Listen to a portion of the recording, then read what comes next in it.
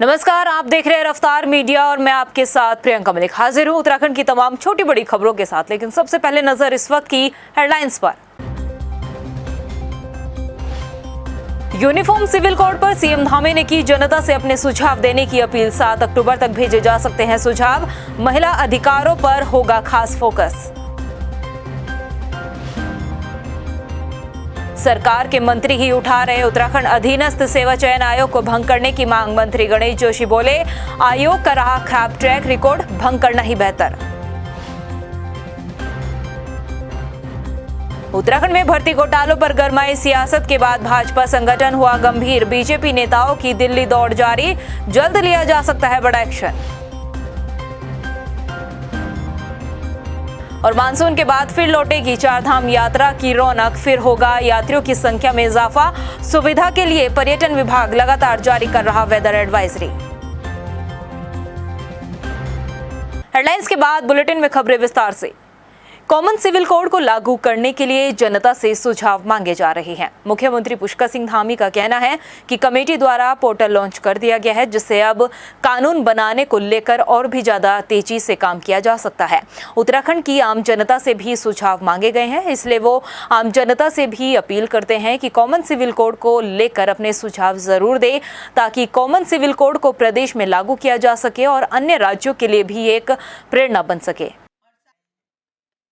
Uniform civil code को लेकर committee अपना काम कर रही है और कल से कमेटी ने पोर्टल लॉन्च कर दिया है और उस पर सभी के सुझाव मांगे हैं। आम जनता के सुझाव मांगे हैं, बहुत सारे हितधारकों के सुझाव मांगे हैं। ट्राइबल्स के क्षेत्रों में भी कमेटी जाएगी और वहाँ पर अलग अलग तरीके से उनसे सारे सुझाव लेगी। और ये जो हमारा समान नागरिक संहिता का कानून है, उसको बनाने के लिए सबकी सहभागिता और सबको मिलाकर जो है हम लोग आगे बढ़ रहे हैं। उत्तराखंड में समान नागरिक संहिता कानून को लागू करने पर पूरा जोर दिया जा रहा है। कमेटी का गठन किया गया और अगर यूनिफॉर्म सिविल कोड लागू होता है तो ऐसा करने वाला आजादी के बाद उत्तराखंड देश का पहला राज्य होगा जहां पर यूनिफॉर्म सिविल कोड लागू होगा। इस कानून के लिए जनता से सुझाव मांगे जा रहे हैं, लेकिन जिसमें जनता से राय मांगी जा रही है, आखिर उस कानून में क्या है, ये जानना बेहद जरूरी है। ये रिपोर्ट। उत्तराखंड देश का पहला राज्य होगा जहां पर आजादी के बाद यूनिफॉर्म सिविल कोड लागू किया जाएगा, जिसके लिए धामी सरकार ने समान नागरिक संहिता पर सोच विचार के लिए एक कमेटी का गठन भी किया है। और अब वही कमेटी यूनिफॉर्म सिविल कोड पर अपनी रिपोर्ट देने से पहले आम जनता से इस कानून के लिए सुझाव मांग रही है। लेकिन जनता के लिए सुझाव देने से पहले ये जानना बेहद जरूरी है कि आखिर यूनिफॉर्म सिविल कोड क्या है। चलिए आइए आपको ग्राफिक्स के जरिए समझाते हैं। समान नागरिक संहिता यानी यूनिफॉर्म सिविल कोड का अर्थ है भारत में रहने वाले हर नागरिक के लिए एक समान कानून होना, चाहे वह किसी भी धर्म या जाति का क्यों न हो। समान नागरिक संहिता में शादी, तलाक और जमीन जायदाद के बंटवारे में सभी धर्मों के लिए एक ही कानून होगा। समान नागरिक संहिता कानून सभी धर्मों के लोगों के लिए समान रूप से लागू होता है। फिलहाल मुस्लिम, ईसाई और पारसी समुदाय का पर्सनल लॉ है, जबकि हिंदू सिविल लॉ के तहत हिंदू, सिख, जैन और बौद्ध आते हैं, जो अपने कानूनों के हिसाब से कोई भी फैसला तय करते हैं। समान नागरिक संहिता कानून लागू होने से देश में एकता बढ़ेगी। समान नागरिक संहिता लागू होने से भारत की महिलाओं की स्थिति में भी सुधार आएगा। कुछ धर्मों के पर्सनल लॉ में महिलाओं के अधिकार सीमित है। इतना ही नहीं, महिलाओं का अपने पति की संपत्ति पर अधिकार और गोद लेने जैसे मामलों में भी एक समान नियम लागू होंगे। तो जाना आपने समान नागरिक संहिता कानून लागू होने से क्या कुछ फायदा होगा। इस कानून के लागू होने से जहां धर्म जाति के नाम पर होने वाले भेदभाव को दूर किया जा सकता है, तो वहीं महिलाओं को उनके अधिकारों में और ज्यादा महत्वता मिलेगी। ये कानून जनता के हित के लिए है, इसलिए लागू करने से पहले जनता से सुझाव मांगे जा रहे हैं। उत्तराखंड में समान नागरिक संहिता पर गठित समिति ने एक वेब पोर्टल की शुरुआत की है, जिसके जरिए एक क्लिक पर 1 करोड़ लोगों को संदेश भेजकर समान नागरिक कानून के ड्राफ्ट पर उनके सुझाव मांगे गए हैं। आप अपने सुझाव वेब पोर्टल www.ucc.uk.gov.in पर भेज सकते हैं। इसके अलावा ईमेल official@ucc.gov.in पर मेल के जरिए अपने सुझाव भेज सकते हैं। इतना ही नहीं, सीधे डाक से विशेषज्ञ समिति समान नागरिक संहिता, राज्य अतिथि गृह, राजभवन, देहरादून के पते पर सीधे अपने सुझाव आप भेज सकते हैं। समान नागरिक संहिता कानून के लिए उत्तराखंड में बनाई गई कमेटी की अध्यक्षा जस्टिस रंजना प्रकाश देसाई ने बताया कि उत्तराखंड में रहने वाले सभी नागरिक 7 अक्टूबर तक अपने सुझाव दे सकते हैं। समान नागरिक संहिता तैयार करने के लिए सभी का सहयोग जरूरी है। लोग खुले दिल से सुझाव, आपत्ति, शिकायत, विचार भेज सकते हैं, जिन पर गंभीरता से विचार किया जाएगा। रफ्तार मीडिया के लिए देहरादून से ब्यूरो रिपोर्ट। उत्तराखंड में इन दिनों विधानसभा में बैकडोर से हुई भर्तियों समेत UKSSC पेपर लीक को लेकर सियासत गरमाई हुई है।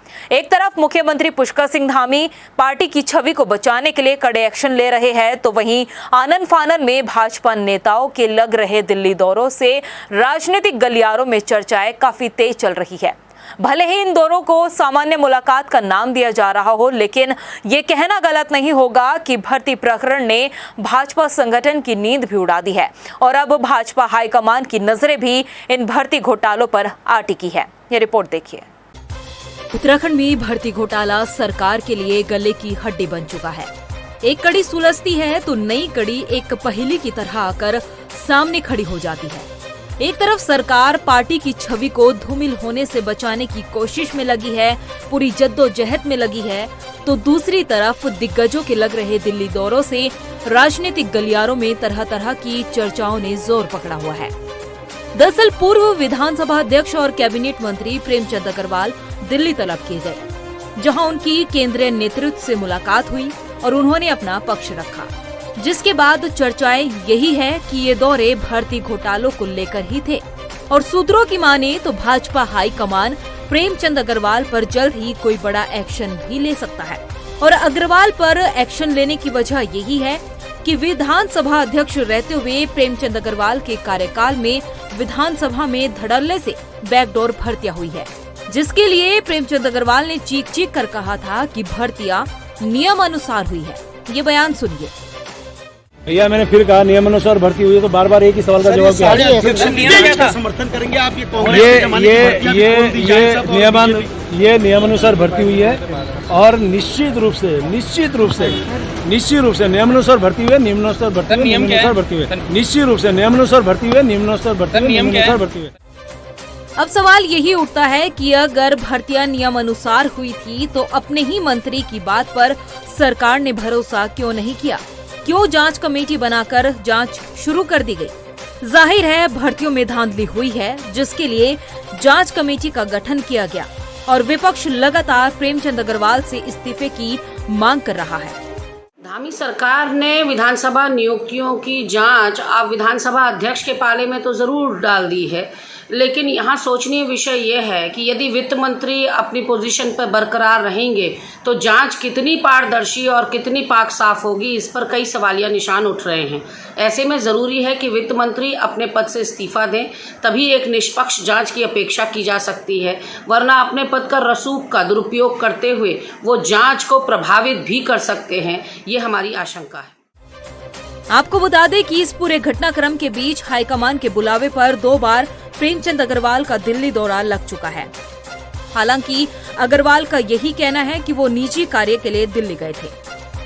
मैं दिल्ली गया अपने निजी कार्य से, लेकिन आज कल मेरा कहीं भी जाना बहुत चर्चा में रहता है, तो इसलिए मैं अपने निजी कार्य से गया था। देखिए अब जांच सामने है, जांच का परिणाम जब आएगा सारी चीजें सामने आएंगी। लेकिन राजनीतिक गलियारों की हवाओं पर किसी का जोर नहीं चलता। चर्चाएं तो हर तरफ भर्ती घोटाले की ही है। इतना ही नहीं, कैबिनेट मंत्री डॉक्टर धन सिंह रावत और पूर्व मुख्यमंत्री त्रिवेंद्र सिंह रावत भी दिल्ली दौरे पर थे, जिसकी वजह से अब नियुक्तियों में हुई धांधली को लेकर खासकर विधानसभा भर्ती घोटाले के बाद अब भाजपा हाईकमान गंभीर नजर आ रहा है। न सिर्फ मुख्यमंत्री पुष्कर सिंह धामी को अपनों के खिलाफ खड़ा होना पड़ रहा है, बल्कि भर्ती प्रकरण पर अब भाजपा संगठन की नजदीकी भी बढ़ रही है। और नजदीकी बढ़े भी क्यों नहीं, बात पार्टी की छवि और युवाओं के भविष्य की जो है। लिहाजा पार्टी काफी सोच समझकर कदम बढ़ाने की रणनीति पर चल रही है। रफ्तार मीडिया के लिए देहरादून से ब्यूरो रिपोर्ट। वहीं उत्तराखंड में भर्ती घोटालों के बीच अब सरकार के मंत्री ही उत्तराखंड अधीनस्थ सेवा चयन आयोग को भंग करने की बात कह रहे हैं। जी हां, कैबिनेट मंत्री गणेश जोशी ने कहा कि सरकार को उत्तराखंड अधीनस्थ सेवा चयन आयोग को भंग कर देना चाहिए। उनके अनुसार जिस तरह का ट्रैक रिकॉर्ड अब इस आयोग कर रहा है, लगातार गिरफ्तारी हो रहे हैं, ऐसे में बहुत जरूरी है कि इस आयोग को भंग होना चाहिए। इससे पहले पूर्व मुख्यमंत्री त्रिवेंद्र सिंह रावत भी आयोग को भंग करने की बात कह चुके हैं।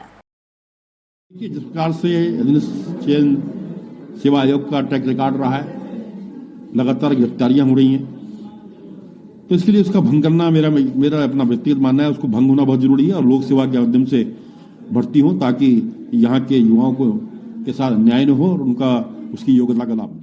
वहीं चंपावत में मौजूद सीएम कार्यालय के बाहर UKSSC परीक्षा के पास हुए अभ्यर्थियों ने प्रदर्शन कर कार्यालय प्रभारी को ज्ञापन सौंपा है। अभ्यर्थियों ने प्रदर्शन के दौरान मुख्यमंत्री पुष्कर सिंह धामी को पेपर लीक मामले में जांच कराए जाने के लिए आभार भी जताया, साथ ही न्याय की मांग भी की है। प्रदर्शन कर रहे परीक्षार्थियों ने नियुक्ति की मांग की है। तथा हम सब माननीय मुख्यमंत्री जी का सर्वप्रथम धन्यवाद कहना चाहते हैं, उनका बहुत बहुत आभार जो उन्होंने ये हमें आश्वासन दिया कि जो भी ईमानदारी से परीक्षा में प्रतिभाग किया है तथा मेहनत से चयनित हुए छात्र छात्राएं हैं, उनके साथ वो अन्याय नहीं होने देंगे। इससे हम सब में ये आस जगी है कि हमें न्याय ज़रूर मिलेगा। और हम सभी ये कहना चाहते हैं कि जो कल रैली हुई थी उसमें सिर्फ एक पक्ष रद्द वाला ही नहीं था, उसमें कई लोग जो समझदार थे वह यह भी कह रहे थे कि रद्द कोई समाधान नहीं है। और वह हम भी यही कहना चाहते हैं कि रद्द किसी भी प्रक्रिया में कोई समाधान नहीं होता। उत्तराखंड खेल विभाग द्वारा पदक लाने वाले खिलाड़ियों को प्रोत्साहन राशि को अब धामी सरकार द्वारा बढ़ा दिया गया है, जिसको लेकर मुख्यमंत्री पुष्कर सिंह धामी का कहना है कि उत्तराखंड के खिलाड़ियों का मनोबल बढ़े। इसको लेकर धनराशि बढ़ा दी गई है ताकि अलग अलग खेलों में उत्तराखंड के खिलाड़ी राज्य के साथ ही देश का नाम भी रोशन कर सके। खिलाड़ियों की प्रोत्साहन राशि बढ़ाने का एकमात्र उद्देश्य है कि हमारे खिलाड़ी, हमारे बेटे, हमारे बेटियां, हमारे बच्चे विभिन्न क्षेत्रों में जाएं और अपना उत्कृष्ट प्रदर्शन करें, उत्तराखंड के लिए और देश के लिए पदक जीतें। इसलिए हमने इस प्रोत्साहन राशि को बढ़ाया है।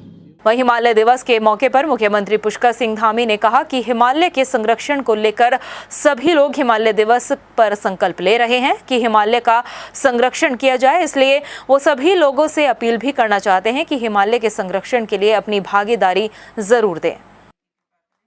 हम उत्तराखंड में एक हिमालयी राज्य के रूप में हैं और आज बड़ा शुभ दिन है हम लोगों के लिए। हिमालय दिवस है, जहाँ हमारे स्रोत हैं, हमारे संसाधन हैं, तमाम जो हमारी संपदाएं हैं, वो संपदाएं हमारे लिए केवल दोहन की वस्तु न बने, उनका सदुपयोग हो, इकोलॉजी और इकोनॉमी दोनों में तारतम्य हो, उसको लेकर हम लोग हिमालय दिवस मना रहे हैं। क्योंकि हिमालय बचेगा तो सारी पृथ्वी बचेगी। सारी पृथ्वी के जल स्रोत हों, चाहे हमारे आज वनस्पति हो, सारी की सारी हिमालय से संबद्ध है। इसलिए हम लोग आज हिमालय दिवस के अवसर पर संकल्प लेते हैं कि हिमालय को बचाएंगे और इसके संरक्षण के लिए जो भी होगा वह सब करेंगे। वहीं चंपावत दौरे पर रहे कैबिनेट मंत्री गणेश जोशी ने गोलू देवता के दर्शन किए। मंदिर में दर्शन के बाद गणेश जोशी गोलरचोड़ में मौजूद मुख्यमंत्री कार्यालय पहुंचे, जहां उन्होंने स्थानीय जनप्रतिनिधि, अधिकारियों और काश्तकारों के साथ बैठक भी की। इस बैठक में हॉर्टिकल्चर को बढ़ावा देने के लिए जरूरी कदम उठाए जाने पर भी मंथन किया गया। अखरोट में यहाँ पर बहुत संभावनाएं। अभी मैंने अधिकारियों से कहा कि आप रिसर्च करिएगा कि हमारा जो माल्टा कभी बहुत ज्यादा यहाँ पर हुआ करता था क्यों समाप्त हो रहा है। मैं आपको विश्वास दिलाता हूँ कि 2 साल के अंदर आपको कुछ परिवर्तन नजर आएगा। क्योंकि आज जो हाइब्रिड एप्पल हम लगा रहे हैं, पहले जो सेब था वो 3-4 साल बाद फल देता था, आज 12-14 महीने में फल दे रहा है। कीवी जो बहुत महंगा बिकता था वो 3 साल में फल दे रही है। जो हाइब्रिड अखरोट है वो भी 3 साल में फल दे रहा है। हम लोगों को इसके लिए प्रोत्साहित कर रहे हैं और केंद्र सरकार के द्वारा और माननीय मुख्यमंत्री जी का आभार व्यक्त करता हूं कि एप्पल मिशन में पहले मात्र 4 करोड़ रुपए मिलते थे, आज 12 करोड़ रुपए पुष्कर सिंह धामी जी ने दिए। उत्तराखंड में वक्फ बोर्ड की संपत्तियों पर अवैध कब्जे किए गए हैं। इन अवैध कब्जों पर अब वक्फ बोर्ड काफी सख्त नजर आ रहा है। बोर्ड के अध्यक्ष शादाब शम्स की माने तो जल्द ही अवैध संपत्तियों को गिराने में धामी सरकार का बुलडोजर कार्रवाई करता हुआ नजर आएगा, क्योंकि ये संपत्तियां अल्पसंख्यक समाज के उन गरीब बच्चों की है जिनके भविष्य सुधारने की जिम्मेदारी वक्फ बोर्ड पर है। 1.5 लाख करोड़ की संपत्ति उत्तराखंड में वक्फ बोर्ड की हैं और वो गरीब बच्चों का अधिकार है। उसमें बहुत ईमानदारी के साथ हम काम करेंगे और बहुत ताकत के साथ जितना अवैध अतिक्रमण वक्फ बोर्ड की संपत्तियों पे हुआ है उसे हटाने का काम करेंगे और अब धामी का बुलडोजर आपको उत्तराखंड में भी नजर आने वाला है। वह राज्य में अशासकीय महाविद्यालयों में इन दिनों नियुक्तियों के नियमों में फेरबदल किए गए हैं। इस फेरबदल को लेकर कांग्रेस ने सरकार पर सवाल उठाए। कांग्रेस की प्रवक्ता गरिमा दसोनी ने कहा कि असिस्टेंट प्रोफेसर की नियुक्ति में नियमों का बदलाव कर सरकार चहेतों को लाभ पहुंचा रही है। गरिमा दसोनी का कहना है कि यही वजह है कि सरकार को नियुक्ति के नियमों में बार-बार संशोधन करना पड़ रहा है। कुछ अभ्यर्थी आए थे जिन्होंने असिस्टेंट प्रोफेसर के लिए आवेदन किया है और उनका पूरी शिकायत ये थी कि बाहरी प्रदेशों में जहां पीएचडी को एग्जेम्प्ट किया हुआ है, यहां उत्तराखंड में असिस्टेंट प्रोफेसर के लिए पीएचडी को मान्य माना गया है और वहीं उसके लिए 25 नंबर तक अधिकृत कर दिए गए हैं। 100 नंबर का पूरा इंटरव्यू है और उसमें से 25 नंबर पीएचडी के अगर मिल जाएंगे तो यहाँ कई लोगों के साथ कहीं ना कहीं पक्षपात हो रहा है। जब बाहरी प्रदेश पीएचडी होल्डर नहीं मांग रहे हैं असिस्टेंट प्रोफेसर के लिए, तो फिर उत्तराखंड सरकार को ऐसी क्या पड़ी है कि आप लगातार यहाँ के युवाओं के साथ अन्याय पर अन्याय कर रहे हैं। वही भू कानून पर बनाई गई समिति ने संशोधित रिपोर्ट सरकार को सौंप दी है, मगर सरकार के पास मौजूदा रिपोर्ट पर कांग्रेस सवाल उठा रही है। शुक्रवार को कांग्रेस छात्र संघ NSUI ने आरोप लगाया कि राज्य में बाहरी प्रदेश से आने वाले लोगों ने सरकारी जमीन के साथ कृषि भूमि पर प्रशासन की सांठगांठ के चलते खरीदा और इन भूमि पर अवैध निर्माण कराया गया है। कई बार इन पर कार्रवाई हुई, लेकिन ग्रीष्मकालीन राजधानी गैरसैंण में भूमाफिया का खेल जारी है। के बाद हमारी जो ग्रीष्मकालीन राजधानी है गैरसैंण, वहाँ पे भी कई भूमि को सफेद पोषों द्वारा खरीदा गया है, जो कि पहले पट्टे की जमीनें थी, उन्हें पहले गांव के लोगों के नाम किया गया और उसके बाद उनके द्वारा खरीदा गया। ऐसा ही मामला देहरादून में भी रिसेंटली रायपुर में रिंग रोड पे भी एक मामला देखने को मिला, जहाँ पे सरकार को बाद में भूमि को खाली करवानी पड़ी। तो ये बड़ी संख्या में प्रदेश में आज के दौर में ये हो रहा है कि बाहर से आने वाले भूमाफिया कृषि के नाम पे जमीन ले रहे हैं और उसके बाद उसमें विभिन्न प्रकार के अपने व्यावसायिक गतिविधि कर रहे हैं और प्रदेश की सरकार और जनता को चूना लगा रहे हैं। राज्य में डेंगू के मामले में लगातार इजाफा हो रहा है। बढ़ते डेंगू के संक्रमण से बचाव के लिए स्वास्थ्य विभाग हरकत में है। डेंगू से बचाव के लिए जहां लोगों को जागरूक किया जा रहा है, तो वहीं कई एहतियाती कदम स्वास्थ्य विभाग ने उठाए हैं। राज्य में स्कूल में पढ़ने वाले बच्चों के लिए फुल ड्रेस कोड भी लागू किया, लेकिन स्वास्थ्य विभाग की तरफ से जारी इस एडवाइजरी की जमीनी हकीकत क्या है, ये हम आपको इस रिपोर्ट में दिखाते हैं। राज्य के साथ राजधानी देहरादून में भी अब डेंगू लोगों को अपनी जद में लेने लगा है। देहरादून में लगातार डेंगू के मरीजों की संख्या बढ़ती जा रही है।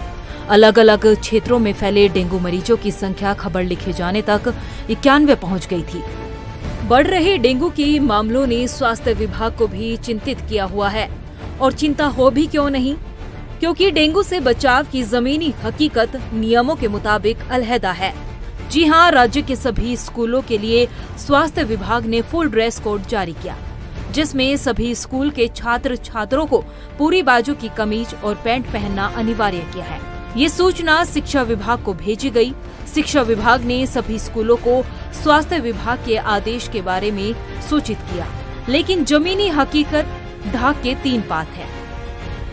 राजधानी देहरादून में मौजूद स्कूलों से निकलते इन छात्रों को देखकर तो मानो ऐसा लग रहा है जैसे ने शिक्षा विभाग ने डेंगू से बचाव के लिए कोई आदेश दिया ही ना हो। अब स्वास्थ्य विभाग के आदेश को समझने के लिए हमारे संवाददाता ने मुख्य चिकित्सा अधिकारी डॉक्टर मनोज उप्रेती से जानकारी ली।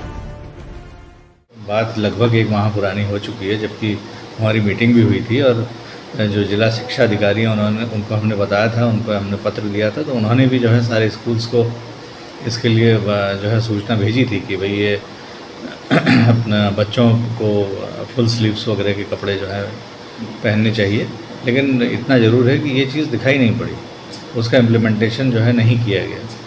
तो इसके बारे में जो है हमने जिलाधिकारी महोदय को भी बताया भी था इस बारे में, और आगे भी अभी हम जो है एक बार फिर से इस पर कोशिश कर रहे हैं कि एक बार और जो है लोग इन पे सूचना पहुँचे स्कूल्स पे और वो लोग इसको इम्प्लीमेंटेशन करें इन आदेशों में। स्कूलों के नियम न मानने पर जिलाधिकारी सोनिका सिंह ने विभागीय कार्यवाही किए जाने की बात भी कही है।